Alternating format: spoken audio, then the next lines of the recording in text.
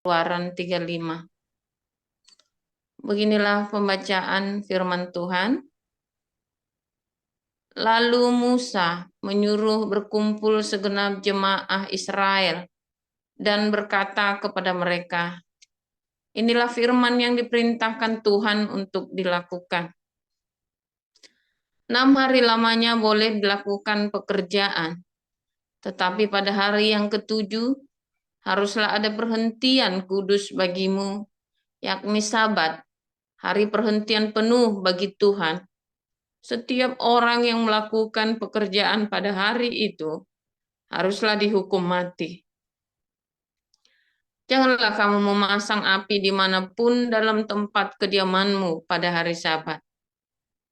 Berkatalah Musa kepada segenap jemaah Israel, inilah firman yang diperintahkan Tuhan, bunyinya, ambillah bagi Tuhan persembahan khusus dari barang kepunyaanmu. Setiap orang yang terdorong hatinya harus membawanya sebagai persembahan khusus kepada Tuhan. Emas, perak, tembaga, kain ungu tua, kain ungu muda, kain kirmiji, lenan halus, buluh kambing, kulit domba jantan yang diwarnai merah, kulit-kulit lumba-lumba, kayu penaga, minyak untuk penerangan, rempah-rempah untuk minyak urapan, dan untuk ukupan dari wangi-wangian, permata krisopras dan permata tatahan untuk baju efod dan untuk tutup dada. Segala orang yang ahli di antara kamu haruslah datang untuk membuat segala yang diperintahkan Tuhan, yakni kemah suci, atap kemahnya dan tudungnya, kaitannya dan papannya, kayu lintangnya, tiangnya dan alasnya, tabut dengan kayu pengusungnya, tutup pendamaian dan tabir penudung, meja dengan kayu pengusungnya, segala perkakasnya dan roti sajian, kandil untuk penerangan dengan perkakasnya, lampunya dan minyak untuk penerangan, mesbah pembakaran ukupan dengan kayu pengusungnya, minyak urapan dan ukupan dari wangi-wangian, tirai pintu untuk pintu kemah suci, mesbah korban bakaran dengan kisi-kisi tembaganya, kayu pengusungnya dan segala perkakasnya, bejana pembasuhan dengan alasnya, layar pelataran, tiangnya, alasnya, dan tirai pintu gerbang pelataran itu, patok kemah suci dan patok pelataran dan talinya, pakaian jabatan untuk menyelenggarakan kebaktian di tempat kudus, dan pakaian kudus bagi imam Harun, dan pakaian anak-anaknya untuk memegang jabatan imam. Lalu pergilah segenap jemaah Israel dari depan Musa. Sesudah itu datanglah setiap orang yang tergerak hatinya, setiap orang yang terdorong jiwanya, membawa persembahan khusus kepada Tuhan untuk pekerjaan melengkapi kemah pertemuan, dan untuk segala ibadah di dalamnya, dan untuk pakaian kudus itu. Maka datanglah mereka, baik laki-laki maupun perempuan, setiap orang yang terdorong hatinya, dengan membawa anting-anting hidung, anting-anting telinga, cincin meterai dan kerongsang, segala macam barang emas. Demikian juga setiap orang yang mempersembahkan persembahan unjukan dari emas bagi Tuhan. Juga setiap orang yang mempunyai kain ungu tua, kain ungu muda, kain kirmiji, lenan halus, bulu kambing, kulit domba jantan yang diwarnai merah dan kulit lumba-lumba, datang membawanya. Setiap orang yang hendak mempersembahkan persembahan kudus dari perak atau tembaga, membawa persembahan khusus yang kepada Tuhan itu. Dan setiap orang yang mempunyai kayu penaga membawanya juga untuk segala pekerjaan mendirikan itu. Setiap perempuan yang ahli memintal dengan tangannya sendiri dan membawa yang dipintalnya itu, yakni kain ungu tua, kain ungu muda, kain kirmiji, dan lenan halus. Semua perempuan yang tergerak hatinya oleh karena ia berkeahlian memintal bulu kambing. Pemimpin-pemimpin membawa permata krisopras dan permata tatahan untuk baju efod dan untuk tutup dada, rempah-rempah dan minyak untuk penerangan, untuk minyak urapan dan untuk ukupan dari wangi-wangian. Semua laki-laki dan perempuan yang terdorong hatinya akan membawa sesuatu untuk segala pekerjaan yang diperintahkan Tuhan dengan perantaran Musa untuk dilakukan.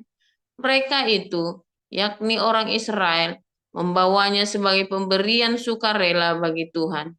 Berkatalah Musa kepada orang Israel, "Lihatlah, Tuhan telah menunjukkan Bezalel bin Urir bin Hur dari suku Yehuda dan telah memenuhinya dengan roh Allah, dengan keahlian, pengertian dan pengetahuan dalam segala macam pekerjaan, yakni untuk membuat berbagai rancangan supaya dikerjakan dari emas, perak, dan tembaga, untuk mengasah batu permata supaya ditata, untuk mengukir kayu dan untuk bekerja dalam segala macam pekerjaan yang dirancang itu.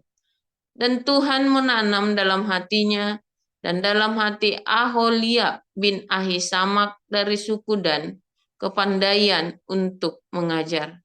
Ia telah memenuhi mereka dengan keahlian untuk membuat segala macam pekerjaan seorang tukang, pekerjaan seorang ahli, pekerjaan seorang yang membuat tenunan yang berwarna-warna dari kain ungu tua, kain ungu muda, kain kirmiji dan lenan halus, dan pekerjaan seorang tukang tenun, yakni sebagai pelaksana segala macam pekerjaan dan perancang segala sesuatu. 1 Korintus 3. Dan aku, saudara-saudara, pada waktu itu tidak dapat berbicara dengan kamu seperti dengan manusia rohani, tetapi hanya dengan manusia duniawi yang belum dewasa dalam Kristus. Susulah yang kuberikan kepadamu, bukanlah makanan keras, sebab kamu belum dapat menerimanya, dan sekarang pun kamu belum dapat menerimanya, karena kamu masih manusia duniawi. Sebab jika di antara kamu ada iri hati dan perselisihan, bukankah hal itu menunjukkan bahwa kamu manusia duniawi dan bahwa kamu hidup secara manusiawi? Karena jika yang seorang berkata, aku dari golongan Paulus, dan yang lain berkata, aku dari golongan Apolos, bukankah hal itu menunjukkan bahwa kamu manusia duniawi yang bukan rohani? Jadi, apakah Apolos? Apakah Paulus? Pelayan-pelayan Tuhan yang olehnya kamu menjadi percaya, masing-masing menurut jalan yang diberikan Tuhan kepadanya. Aku menanam, Apolos menyiram, tetapi Allah yang memberi pertumbuhan. Karena itu yang penting bukanlah yang menanam atau yang menyiram, melainkan Allah yang memberi pertumbuhan. Baik yang menanam maupun yang menyiram adalah sama, dan masing-masing akan menerima upahnya sesuai dengan pekerjaannya sendiri. Karena kami adalah kawan sekerja Allah, kamu adalah ladang Allah, bangunan Allah. Sesuai dengan kasih karunia Allah yang dianugerahkan kepadaku, aku sebagai seorang ahli bangunan yang cakap telah meletakkan dasar, dan orang lain membangun terus di atasnya. Tetapi tiap-tiap orang harus memperhatikan bagaimana ia harus membangun di atasnya. Karena tidak ada seorang pun yang dapat meletakkan dasar lain daripada dasar yang telah diletakkan, yaitu Yesus Kristus. Entahkah orang membangun di atas dasar ini dengan emas, perak, batu permata, kayu, rumput kering, atau jerami. Sekali kelak pekerjaan masing-masing orang akan nampak, karena hari Tuhan akan menyatakannya, sebab ia akan nampak dengan api, dan bagaimana pekerjaan masing-masing orang akan diuji oleh api itu. Jika pekerjaan yang dibangun seorang tahan uji, ia akan mendapat upah. Jika pekerjaannya terbakar, ia akan menderita kerugian. Tetapi ia sendiri akan diselamatkan, tetapi seperti dari dalam api. Tidak tahukah kamu bahwa kamu adalah bait Allah dan bahwa roh Allah diam di dalam kamu? Jika ada orang yang membinasakan bait Allah, maka Allah akan membinasakan dia. Sebab bait Allah adalah kudus dan bait Allah itu ialah kamu. Janganlah ada orang yang menipu dirinya sendiri. Jika ada di antara kamu yang menyangka dirinya berhikmat, menurut dunia ini, biarlah ia menjadi bodoh, supaya ia berhikmat. Karena hikmat dunia ini adalah kebodohan bagi Allah. Sebab ada tertulis, ia yang menangkap orang berhikmat dalam kecerdikannya. Dan di tempat lain, Tuhan mengetahui rancangan-rancangan orang berhikmat. Sesungguhnya semuanya sia-sia belaka. Karena itu, janganlah ada orang yang menegakkan diri. Diulang, karena itu janganlah ada orang yang memegahkan dirinya atas manusia, sebab segala sesuatu adalah milikmu. Baik Paulus, Apolos maupun Kepas, baik dunia, hidup maupun mati, baik waktu sekarang maupun waktu yang akan datang, semuanya kamu punya. Tetapi kamu adalah milik Kristus dan Kristus adalah milik Allah.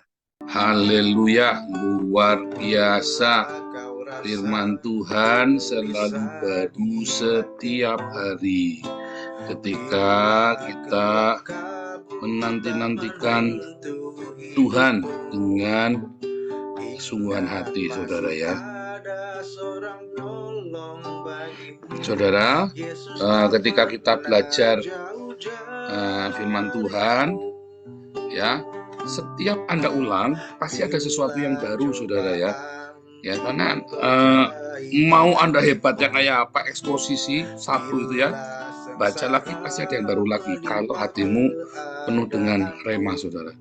Nggak mungkin Anda baca satu itu terus tahun depan baca lagi, ya nggak ada sesuatu yang baru. Anda akan dirubah. Oh, mungkin pengetahuan yang dulu salah pemahamannya, atau ya kalau misalnya Anda nggak punya background kalau teologi ya, atau ada serampangan waktu menafsirkan itu ya. Oh, mungkin dari dulu salah, tapi ya itu tetap lebih baik ya, saudara ya. Kalau saya ya dulu ya 10 tahun yang lalu saya bisa mendengar salah karena saya tidak punya background, dan memang bahaya sekali kalau tidak sekolah, saudara ya. Itulah sebabnya kita bikin kelas evangelis, apologetik sampai Hagios Bible College ya, supaya paling nggak jangan salah. Tetapi setelah nggak salah, tahun depan kita baca lagi, mungkin dulu kita cuma cetek, tapi minggu depan lagi ada lebih dalam lagi. Tahun depan lagi kita baca lagi, ada yang lebih dalam lagi. Jangankan tahun depan, saudara. Saya 1 bulan tak ulangin saja ya, atau tak baca lagi, ada sesuatu yang baru lagi, saudara. Apalagi kalau Anda sudah tahu bahasa aslinya ya, itu lebih dalam lagi. Apalagi Anda terus tahu kulturnya, budayanya, tambah dalam lagi, saudara. Ya, itu ajaib ya. Saya sih kalau baca firman Tuhan, saya bilang wah ini memang ajaib firman Tuhan. Makanya saya bilang ini kalau bukan Tuhan sendiri ya yang mengilhami, nggak mungkin, saudara ya. Kita bisa memahami dengan begitu dalam ya, maknanya, ceritanya ya, dan bahkan ketika kita melihat kaitan tahun sejarahnya, saudara ya. Waduh, saya bilang ini hebat sekali nih yang nulis ini ya. Makanya itu tadi ya, Profesor Danielson itu bilang Alkitab ini milestone sejarah dunia. Ya, bukan cuma kitab yang disucikan oleh agama tertentu, tapi itu benar-benar milestone sejarah dunia. Ajaib ya, saudara ya.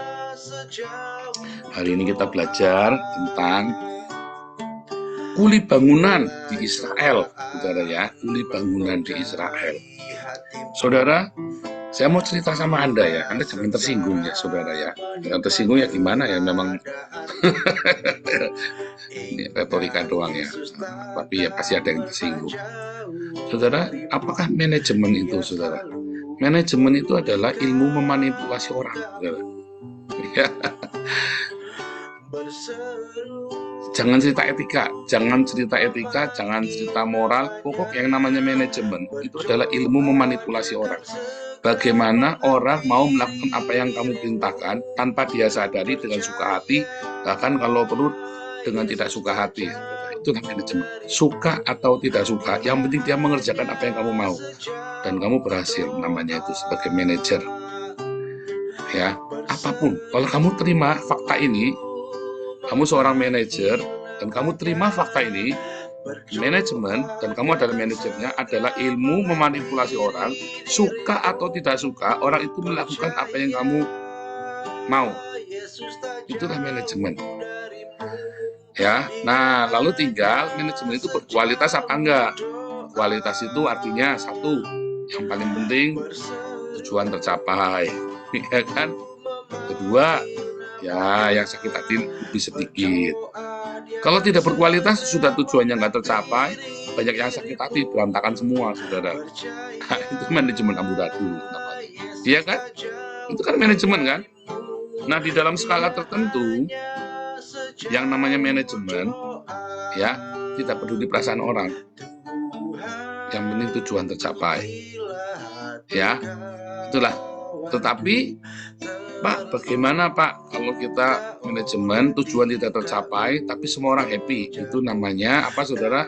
Itu namanya klub senang-senang. Tidak peduli dengan tujuan, yang penting apa?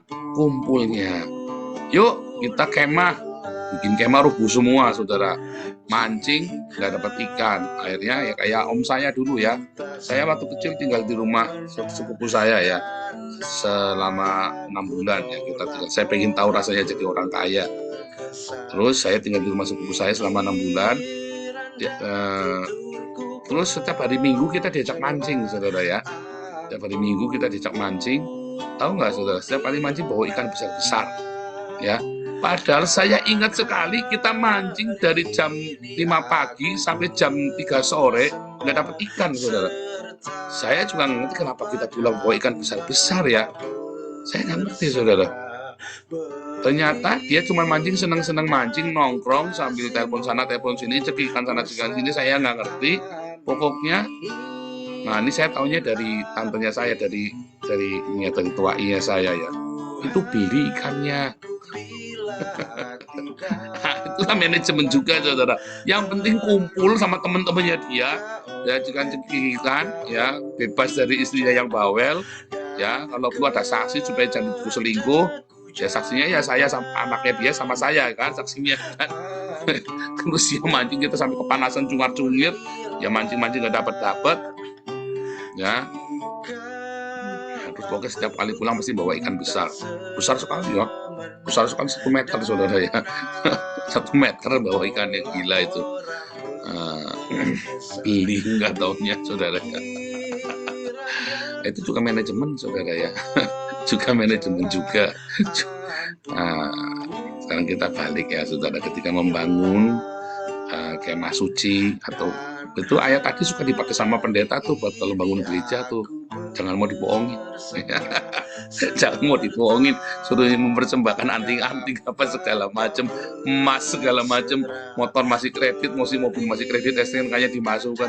Jangan percaya, saudara ya. Jangan mau ya, saudara ya. Iya, jangan. Nanti kamu diberkati Tuhan gundulmu peyang. Jangan percaya, saudara. Kalau kamu berdiakonia pasti diberkati. Oh, ini ngomong orang, saudara, saya dikasih nasihatnya sama pezinah, saudara ya. Orang ini punya istri, terus dia punya selingkuhan, ya. Terus dia cerita sama Pak Paul perpuluhan di gereja. Pak Paul mestinya belajar ini, Pak, sedekahan, Pak. Loh, saya kasih perpuluhan di gereja, Pak. Saya bilang begitu. Oh, salah, nggak ngefek, Pak. Percaya saya, sedekahan, Pak. Saya ignoring ya, saya nggak peduli sama dia. Ngawur ini. Zaman dulu kan saya fanatik, saudara ya, 10-an. Memang nggak ngefek, saudara. Jujurnya nggak ngefek. Begitu saya mulai belajar sedekah itu baru berasa, saudara ya. Sedekah kepada orang miskin, perpuluhan di gereja itu nggak ngefek. Saya, saudara. Kalau kan saja, kamu tahun ini jangan perpuluhan. Semua perpuluhanmu itu kamu belikan nasi bungkus, saudara. Kamu kalau nggak percaya coba, ya. Perpuluhanmu ke gereja itu nggak ngefek, kecuali gerejamu berdiakonia. Dengan militan, baru ngefek. Nah, gerejanya Bu Marta itu sama Bu Lili Sati itu kan, itu berdiakonia, itu baru ngefek tuh, saudara. Kalau kamu percaya ke gerejanya Gilbert, tak jamin nggak ngefek, saudara. Percaya saya, kamu coba deh, ya. Setahun jangan perpuluhan, tapi setahun kamu diakonia sendiri, gak usah kasih ke jamaah, kamu sendiri, kamu beli nasi bungkus, kamu bagi-bagi, jamin itu pun diberkati, saudara, ya. Saya tahu dari situ ya, saudara, dari orang ini. Baru setelah saya ingat lama-lama, ya saya coba, benar ya kita sedekah. Saya tadinya sedekah itu gara-gara saya sudah tidak ke gereja, saudara. Kami itu sedekah gara-gara kami tidak pergi ke gereja, sehingga kita nggak mau kasih uang ke gereja, ya kita beli beras buat sedekahan. Gara-gara itu asalnya ya. ternyata Tuhan ngajarin kita tentang diakonia. Dan ternyata setelah saya belajar teologi sendiri, semua saya belajar sekolah, ternyata itu yang Tuhan kehendaki, saudara. Bukan kata dosen saya masih perpuluhan sampai hari ini. Tapi saya belajar sendiri, saya belajar sejarah, saya belajar fakta, kita realisasi, kita amatin, kita bongkar bangkir semua. Ya, Perjanjian Baru itu yang benar adalah sedekah. Memang yang benar adalah sedekah, saudara, bukan perpuluhan. Ya. Tapi hari ini kita nggak cerita itu. Saya cuma lagi cerita ya bahwa ternyata gereja juga punya manajemen, komunitas itu punya manajemen. Ya, komunitas kita juga punya manajemen. Ya, jadi ketika ada rencana pembangunan kemah suci atau bait suci yang ngumpulin ini, ngumpulin itu adalah apa, saudara? Kemah suci kan kita. Kita ini kemah suci, saudara. Kita ini adalah bahan material dari kemah suci, dari bait suci. Kita ini material. Entah kamu emas, entah kamu kayu, entah kamu itu cuma batu kali, entah kamu paku yang berkarat, kamu adalah material dari bait suci yang dibangun. Dan jangan berkata bahwa batu kali itu nggak berguna, saudara. Oh, saya emas, saya paling mulia. Oh, enggak juga, saudara. Tanpa batu kali, emasnya meletot semua, saudara. Oh, mau bikin kemah suci bagusnya kayak nggak ada penyangganya, meletot, nggak ada kayunya, meletot. Kayu-kayu ini kalau nggak ada paku yang berkarat itu nyambungnya gimana? Ya, saudara ya. Siapapun kita, ya, sehina apapun dirimu, seberdosa apapun dirimu, sejago apapun kamu khotbah nyanyi, sehebat apapun kamu, ya, sebesar apapun dana yang kamu sumbangkan kemari, ya, tidak berarti Anda lebih penting daripada paku yang berkarat. Ya, saudara ya. Tidak berarti Anda lebih penting daripada paku yang berkarat itu, saudara. Ya, serius. Seringkali paku yang berkarat ini justru menjadi penentu. Pakunya lepas satu, rubuh semua. Emas yang kamu tumpuk-tumpuk bubar, saudara ya. Harus dirangkai, semua material itu dikumpulkan dari yang tidak berharga sampai yang berharga menurut pandangan kita. Tapi semua kita itu berharga di mata Tuhan. Makanya jangan pernah merasa rendah diri. Apapun fungsimu di dalam komunitas, kita komunitas ya, saudara ya. Saya tidak cerita bangunan gereja beneran. Saya ceritanya komunitas. Ini kita di komunitas, di mana kita berinteraksi satu sama lain, itulah komunitas. Ya, bukan kegiatannya, bukan kegiatannya, saudara, bukan aktivitasnya, bukan. Tetapi fungsi real yang bukan retorika, yaitu apa? Saling membantu ini loh. Saudara, untuk kita bisa saling membantu, kita memberikan sedekah, kita berdiakonia damaris, kita memberitakan Injil melalui damar kasih, kita memberikan sesama. Saudara, kita membutuhkan sebanyak mungkin orang yang tidak mungkin Bu Cinta yang besuk sana sini. Bu Cinta nanti tambah kurus, saudara. Sana besuk sini. Pulang dari sekolah pusana lempar sana. Waduh, tambah kurus, saudara. Untung belum disuruh ke Kalimantan segala macam Bu Cinta itu ya. Belum disuruh besuk di Kalimantan, belum disuruh besuk di Poso, belum disuruh besuk di Papua, saudara. Anda bayangin kalau Bu Cinta sendirian suruh besuk sana semari, suruh menjangkau jemaat sana sini, doain orang. Kasihan Bu Cinta, saudara. Ya, Bu Cintanya mas senang-senang saja. Bu Cinta besok ke Papua ya. Ya pasti kalau bilang ya asal boleh cuti sama sekolahnya pasti berangkat aja, berangkat itu Bu Cinta. Cuman kan kasihan, ya kan? Ya. Makanya setiap orang itu berfungsi, ya. Nah, itu kita belum sampai aktivitas, kita belum sampai aktivitas ini ya, yang kita bikin ngesom ini ya, belum, saudara. Ngesom ini kita nih semua, saudara ya, semua. Bahkan Anda lihat ya, saya sama Ana kan kita sibuk sekali di sini ya. Kita kadang-kadang lupa nyalain Zoom saja kan sudah ribet kan. Kita lupa nyalain Zoom saja sudah ribet, saudara. Anda bayangin, cuma nyalain Zoom itu susahnya apa, padahal handphonenya kita bawa, tapi kelupaan. orang kita lagi ada tamu, ada apa gitu ya, kita suka kelupaan, padahal sudah pakai alarm, dan dilala yang handphonenya ada alarmnya ditinggal di rumah, yang jadi nggak bunyi, kacau kita nih. Nah itu kan contohnya. Nah makanya saya dulu udah pernah kasih passwordnya sama Pak HW-nya, malah passwordnya sudah dibuang. Memang sudah saya ganti waktu itu ya, kan udah ganti tangan berapa kali, udah tak ganti semua jadi passwordnya. Terus Pak bukannya sudah tak kasih baru lagi, nggak saya simpen Pak. Aduh saya. Nah itu ya saudara. Makanya saya juga nggak sembarangan kasih password ke orang ya. Kenapa? Nah, itu nanti aksesnya kemana-mana. Apalagi kalau ada orang yang sok minter ya. Kalau Pak HW memang mending dibener-benerin dulu, kita kacau dibener-benerin. Nah, kalau ada yang sok peminter, saudara, sampai semua pada nongol videonya semua, coba. Ingat nggak, saudara, waktu itu saya kasihkan ke siapa ya? Saya lupa terakhir ya. Terus Pak Paul sampai bingung, Pak Paul rubah apanya? Nggak dirubah apa-apa, panik. Nggak ada semua, hilang semua gambar videonya. Iya kan, dulu ingat nggak pernah kami hilang semua. Dirubah-rubah itu terakhir yang jadi host siapa itu terakhir. Ya, nah itu. Itu sepele saudara, jadi host. Tanganmu celutak bubar semua kita saudara. Padahal cuma diingetin jangan ngutak-atik ya. Cukup kamu masuk username sama password. Bandel saudara, masuk cetak-cetik hilang semua videonya. Mumet nggak saudara? Nah itu saudara ya. Padahal cuma sudah diomongin, diwanti-wanti jangan cetak-cetik ya. Masuk username sama password saja sudah. Mungkin sama dia terus oper host ke orang, lalu diketik sudah sama orang lain itu yang nggak tahu, ya kan? Nah, akhirnya saya ganti passwordnya ya, udahlah ganti saja, sudah dibenerin Pak HW, lalu saya ganti semua passwordnya. Terus Pak HW-nya nggak nyimpen lagi, mungkin takut nanti dikira terlibat di dalam kriminal rubah som gitu.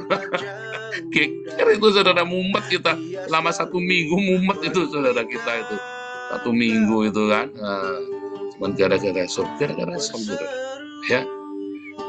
Apapun bagianmu itu penting ya, jangan minder. Juga kalau kamu bikin salah, orang kan nggak selamanya selalu perfect saudara ya. Anda ada bikin salah, Anda ada bikin kesalahan fatal atau kesalahan tidak fatal, atau maaf saudara, Anda berbuat dosa ya. Saya lebih senang Anda ngaku ke saya, lalu kita bilang ya tergantung kamu apa yang kamu perbuat. Loh, kalau kamu cuma nyontek ulangan ya kamu nggak usah pray saudara.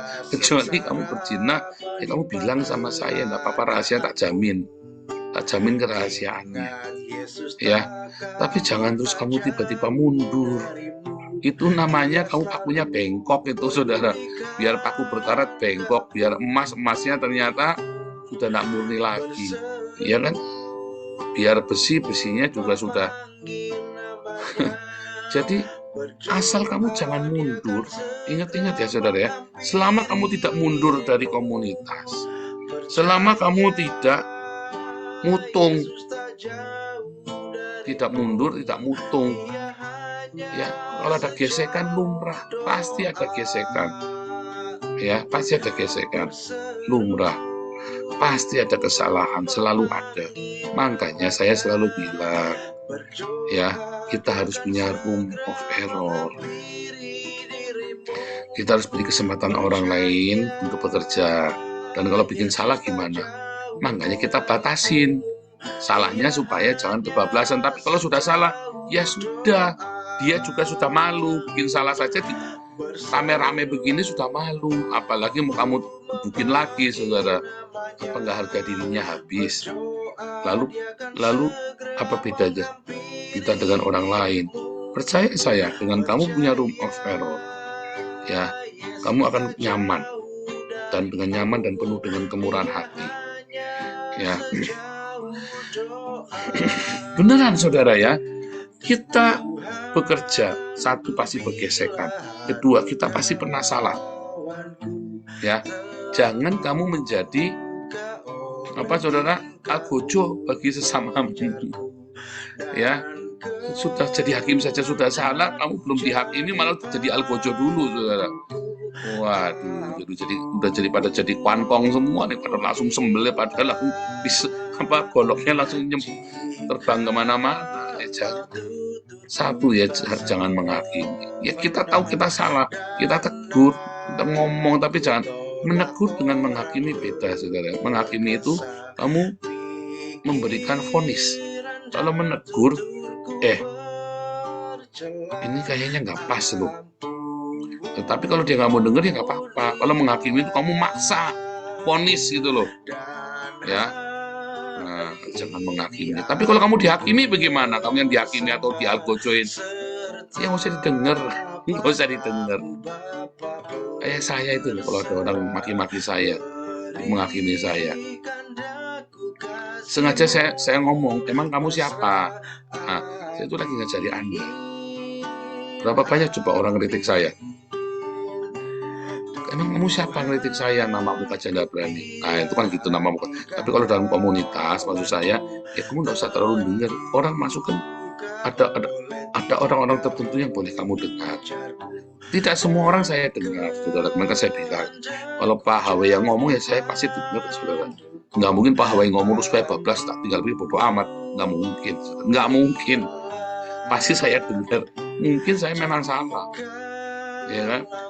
Kalau Pak Kayan ngomong sama saya pasti saya dengar, nggak mungkin saya bodoh amat, ya kan? Mungkin saya salah, ya kan? Karena ini orang-orang yang terpercaya, yang aktif dan selalu bersama dengan kita, ya kan? Bulusi ngomong pasti saya tak dengerin, jangan-jangan memang salah.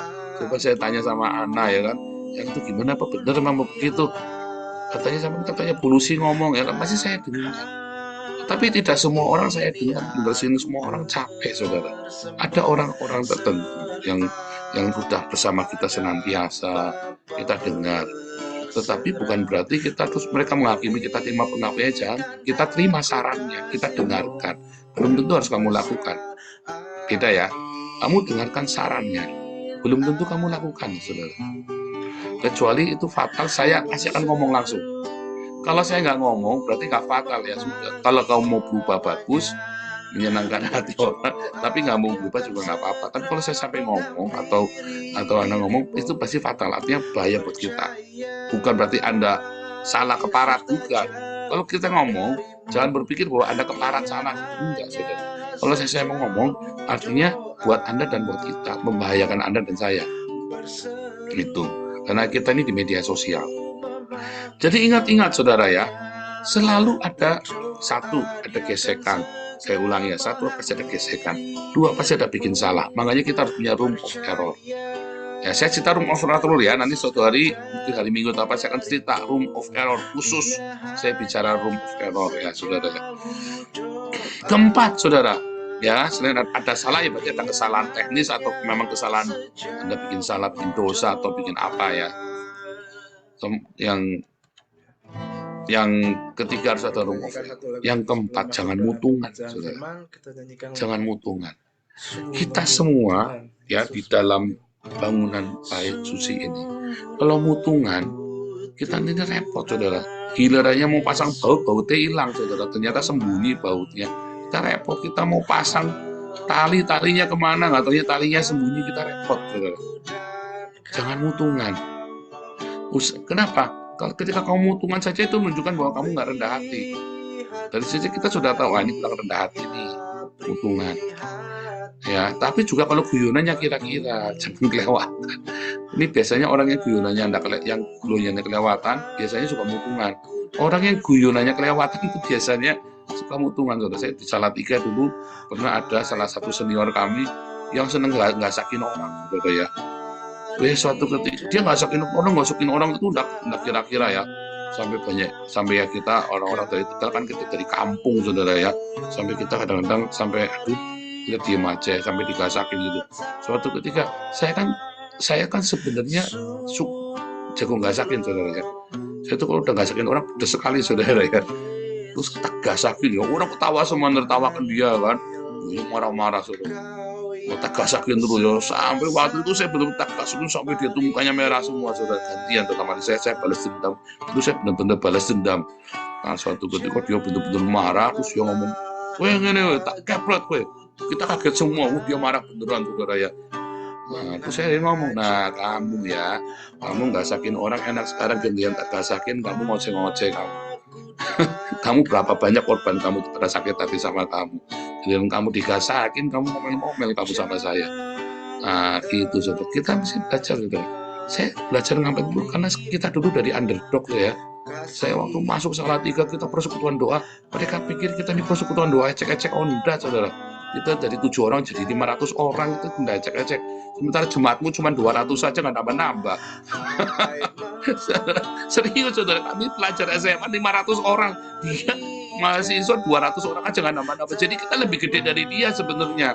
Cuman karena dia itu wah sudah go nasional, banyak kemana-mana, jadi rasanya hebat. Kitanya underdog saudara ya, masih masih pelajar SMA kampungan, ngomong aja masih ngapak-ngapak, khotbahnya aja ngapak-ngapak saudara.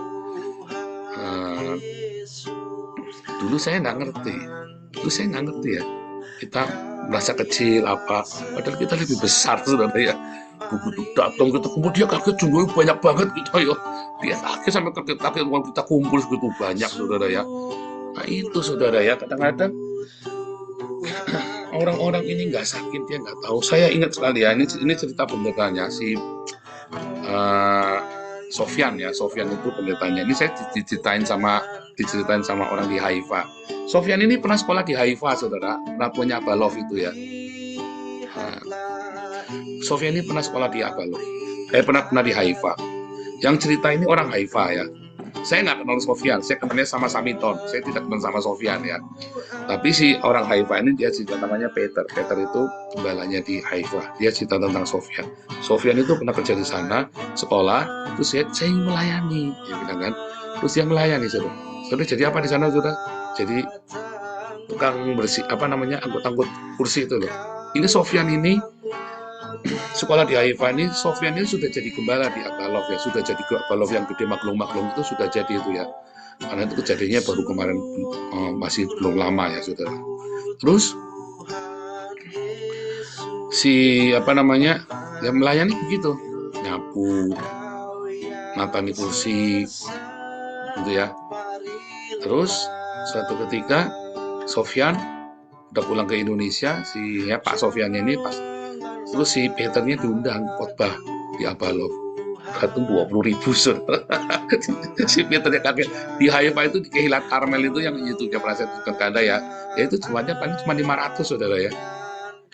Masuk jumlahnya 20.000, dia kaget, ternyata Sofyan ini salah satu gembala di gereja itu ya saudara ya. Terus si Peter ini cerita, saya nggak nyangka dia jemaatnya banyak sekali, saya suruh angkut kursi. Nah, terus kemarin saya datang sama si ini ya, sama pendetanya Esa begitu lagi namanya kan. Saya bilang, Pastor saya mau ikut pelayan di tempatmu. Ya, saya bilang, Pastor saya ikut pelayan tempatmu. Dia ragu-ragu, dia sekitar batuk saudara. Dia orang Indonesia bilang pelayanan, kita suruh nyapu, nggak tahu ya, cuma dia gede, sakiten-geden. Dia juga. Nah ini ya saudara ya. Yang saya cerita ini gini loh, jangan mutungan saudara ya. Jangan mutungan, jangan menganggap orang, tapi juga Anda jangan menganggap orang remeh. Anda belajar, sekalipun dia hanya sekrup, sekalipun dia hanya paku yang berkarat, ya, dan kamu adalah emas yang murni itu, kamu jangan pernah anggap sekrup itu remeh saudara. Tahunya sekrupnya ya penentu hidup matimu, kita ngerti loh saudara ya. Tahunya sekrupnya adalah penentu hidup matimu, kita nggak pernah ngerti ya. Saya senang ya saudara, saya dulu sering dianggap underdog ya, tapi ternyata saya selalu jadi juru kunci saudara. Menentukan nasibnya orang ya. Tapi sombong, itu ada kesombongan ya. Saya jadi juru kunci menentukan nasibnya orang ya saudara ya. Jadi Anda jangan mutungan, tapi juga jangan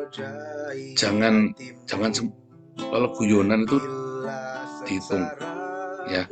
Kedua juga, kalau kita lagi dalam satu komunitas, jangan ngeremehin orang saudara. Jangan ngeremehin orang, hati-hati ya. Saya dari keluarga miskin ya, kere ya. S1 saya pun hanya agriculture ya, agroteknologi ya, pertanian tapi agroteknologi lumayan lah ya. Tapi itu juga sekolah gampang saudara. Saya sekolahnya sambil tidur aja bisa itu. Agroteknologi sekolah sambil tidur saudara, bisa ya. Sekolahnya gampang. Tetapi ketika saya diremehkan oleh orang-orang ini, saya jadi juru kuncinya. Ya, tiba-tiba saya jadi kepala cabangnya dia. Sampai kaget ya. Saya datang ke sana ucuk. Wah, ini orang ngeremehin saya segala macam. Saya datang sekali, datang kedua kali, yang ketiga kali saya diperkenalkan sebagai kepala cabang, saudara. Wah, kaget semua mereka. Mereka dulu menghina-hina saya, saudara. Saya selalu jadi juru kunci, ya. Saya pergi, ya, bawa ke Bali, kenalin. Wah, ini orang nggak bisa kerja lah, begini. Jadi saya diam. Suatu ketika orang ini cuti, pokoknya off gitu ya dari perusahaan kami ya. Terus saya ambil alih semua. Dalam 3 bulan omsetnya naik 10 kali lipat. 3 bulan omsetnya 10 kali lipat. Itu beneran, saudara ya. Seringkali orang yang kamu anggap remeh itu adalah juru kuncimu. Hati-hati, saudara ya. Tuhan itu pakai supaya bercandanya Tuhan itu ya, kalau kamu kelewatan, dia bercandanya lebih kelewatan lagi loh, saudara. Tuhan itu loh. Ya, siapa yang pernah dibercandain Tuhan kayak gitu? Saya sering, saudara ya. Saya sering bercandain Tuhan dengan kelewatan. Bayangin, saudara, masuk penjara 2 kali coba. Ya kan, sampai saya Tuhan, siapa yang mau dengerin saya? Ternyata seluruh dunia dengerin saya. Itu kalau nggak bercanda kelewatan itu apa Tuhan itu namanya, saudara? Canda sama saya kelewatan sekali. Tapi karena kesombongan saya, saudara, justru ketika saya dihancurkan sehancur-hancurnya, saat itu Tuhan angkat saya. Makanya Anda yang lagi hancur juga jangan berkecil hati. Makanya saya nggak pernah ngeremehin Anda, siapapun. Saya pernah tanya dosamu apa, langsung tak suruh melayani saja. Banyak mungkin Anda nggak terima ketika saya nyuruh melayani Anda orang berdosa kan. Loh, sebab saya sendiri pun digituin sama Tuhan. Saya ini orang berdosa loh Tuhan. Yang penting kamu dikasih kesempatan, mau nggak? Masalahnya ada orang sudah dikasih kesempatan dasar tuyul, saudara. Lu dikasih kesempatan, dia tidak gunakan kesempatan itu, kan goblok ini orang, saudara. Kadang-kadang saya menggetek-getek ini orang, saya tahu backgroundnya dia, saya tahu banyak saya nggak gitu, banyak saya betul, saya tahu persis salahnya di mana, saudara. Bukan masalah laporan-laporan. Saya ini bukan orang kemarin sore di manajemen, saudara ya. Saya bukan orang kemarin sore di manajemen. Saya ngerti. Tetapi kita harus belajar. Tadi balik lagi room of error. Masalahnya orang ini, banyak orang kita kasih kesempatan. Dia tidak gunakan. Dia pikir saya ini remeh, saudara. Dia menganggap saya remeh. Ya saya nggak apa-apa. Saya juga nggak singgung. Cuma dalam arti goblok juga lu ya. Dalam arti kan saya goblok juga lu, dikasih kesempatan. Kamu menganggap saya remeh. Ya kan? Tapi beneran saudara, ini bukan saya sombong, saya lagi cerita ya. Ya, saya memang orang berdosa. Makanya karena saya orang berdosa, saya kasih kesempatan Anda. Karena rumangsa saya juga orang berdosa. Kalau saya orang suci, tidak pernah bikin salah, tidak mungkin kalian semua melayani di sini. Tidak mungkin, saudara. Kalian itu siapa? Kalau anak saya rumah seorang berdosa, saya nggak pernah nanya Pak Apeng dosanya apa. Pak Apeng berapa kali seminggu ke Alexis, Pak? Nggak pernah tak tanyain sama saya itu Pak Apeng berapa kali nongkrong di Alexis. Ternyata Pak Apeng premannya Alexis. Saya nggak pernah nanya Pak Apeng. Dulu saya ketemu Pak Apeng di Alexis. Saya nggak pernah cerita-cerita, saudara. Ketemu pun nggak akan saya cerita-cerita. Karena saya ini rumah seorang berdosa, saya nggak pernah nanyain kamu dosanya apa, saudara. Pokoknya ada orang di situ, yuk layani. Kalau saya sudah ngajak layani, sudah nggak saya tanyain dosanya, ya Anda jangan dosa terus, ya tahu diri, ya stop. Nangkep nggak, saudara? Saya itu memberi kesempatan kepadamu karena saya rumangsa saya orang berdosa. Ya, saya ini orang berdosa. Saya rumangsa orang berdosa. Saya kasih kesempatan Anda yang berdosa. Sama-sama. Dia mau apa? Misalnya juga orang berdosa. Tapi saya stop. Lah kamu jangan stop. Kamu malah bablas, ya repot, saudara. Ya stop dosanya dong. Berhenti. Dan kesempatan yang baru ini kamu gunakan. Oke, ini kesempatan. Orang percaya kita hidup baru. Dipercaya malah tambah edan. Ini kan kamu umat saya, saudara, ngelihatnya. Jalan batuk saya. Tapi saya juga maklum. Itu pun saya maklum. Kenapa? Karena saya juga pernah dikasih kesempatan sama orang. Bukannya kesempatan itu saya pakai bertobat, malah tambah edan. Itu pun saya maklum, saudara. Karena saya juga pernah edan kayak kamu. Sama, saudara. Sama, saya pun pernah membuang kesempatan itu, dikasih kesempatan. Enggak cuma sekali, berkali-kali. Mbak Edan sama, ya sama, kita sama. Cuman saya kan cerita sama kamu, bedanya kan kamu nggak cerita, bedanya kamu nggak jujur, saya jujur. Saya justru ceritain, saya pernah goblok, saya pernah edan kayak kamu. Nah sekarang kamu mau edan juga, mau ngulangin kesalahan yang sama, ya terserah kamu. Kalau mau kamu berubah sekarang cepet, kamu nggak buang waktu. Kalau kamu mau edan lagi, nggak apa-apa. Tetapi terus yang edan-edan gimana? Ya edan-edan ya stop dulu, ya gimana? Ya stop dulu. Ya gimana ya masa edan, ya kita stop ya, jangan nanti korbannya banyak nanti. Ya kan? Nah, gitu ya saudara. Jadi belajar, kita ini adalah sebuah bangunan bait suci. Tahu dirilah, kita ini semua orang berdosa. Ya, makanya ya saudara ya, ingat-ingat jangan mutungan. Dan harus punya room of error. Kalau Anda punya salah, cepetan diperbaikin. Dan pasti ada gesekan satu sama lain. Pasti terjadi. Ya. Yang paling penting apa saudara? Punya cinta. Ya, ada kemurahan hati. Ya kan? Jehovah Rechem Bekanun.